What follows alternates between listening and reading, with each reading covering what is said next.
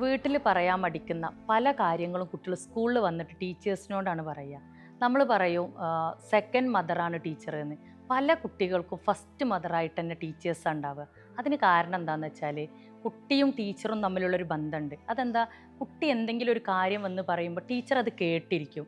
പക്ഷെ പാരൻ്റ് എന്താ ചെയ്യുക, അതങ്ങോട്ട് പറയുമ്പോഴത്തേക്ക് പാരൻ്റ് അതിനങ്ങോട്ട് അടിച്ചമർത്തും. നീ അത് ചെയ്തിട്ടല്ലേ, നീ ഇത് ചെയ്തിട്ടല്ലേ. സത്യത്തിൽ കുട്ടി ഒന്നും അറിഞ്ഞിട്ട് പോലും ഉണ്ടാവില്ല. കുട്ടി അത് പറയാൻ ഒരുങ്ങുമ്പോഴത്തേക്ക് പാരൻ്റ് ജഡ്ജ് ചെയ്തു, എല്ലാം കഴിഞ്ഞു. കാരണം പാരൻ്റ് ആയാലും വലിയ തിരക്കിലായിരിക്കും അവിടെ. അപ്പോൾ കുട്ടി പറയുന്ന സമയത്ത് കേട്ട് ഇരിക്കാനുള്ളൊരു സമയമില്ല. അപ്പം പക്ഷേ ടീച്ചേഴ്സ് അങ്ങനെയല്ല, അതിൻ്റെ എല്ലാ വശവും ചോദിക്കും. അതെന്താ പറ്റിയത്, എങ്ങനെയാ ഏതാന്നൊക്കെ. അപ്പോൾ കുട്ടിക്ക് ഭയങ്കര കംഫർട്ടായിട്ട് ഈ ഒരു ടീച്ചർ, അപ്പോൾ ഫസ്റ്റ് മദറായിട്ട് ടീച്ചറെയാണ് കുട്ടി കാണുന്നത്. അതുകൊണ്ട് തന്നെ പല കാര്യങ്ങളും കുട്ടികൾ, നമ്മളെ വീട്ടിൽ നടന്ന പ്രശ്നങ്ങളാവട്ടെ, കുട്ടിക്ക് പേഴ്സണലി സംഭവിച്ച കാര്യങ്ങൾ, ഇങ്ങനെ ഒരുപാട് കുട്ടികൾ തുറന്ന് പറയാറുണ്ട്.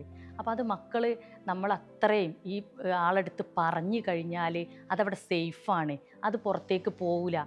ആ പിന്നെ ടീച്ചർ അല്ലെങ്കിൽ കംഫർട്ടായിട്ടുള്ള ആൾ എനിക്ക് അതിനുള്ള അതൊരു സൊല്യൂഷൻ പറഞ്ഞു തരും.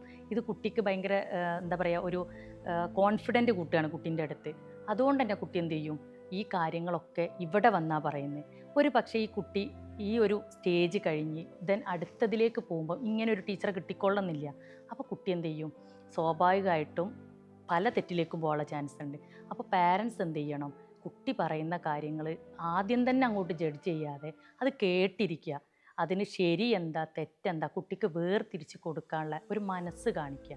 അങ്ങനെ ആവുമ്പം ഒരുവിധം കുട്ടിയുടെ മാനസികമായിട്ടുള്ള പ്രശ്നങ്ങൾ, കുട്ടിയിൽ വരുത്ത ഡിപ്രഷനൊക്കെ കുറക്കാൻ വേണ്ടിയിട്ട് സാധിക്കും.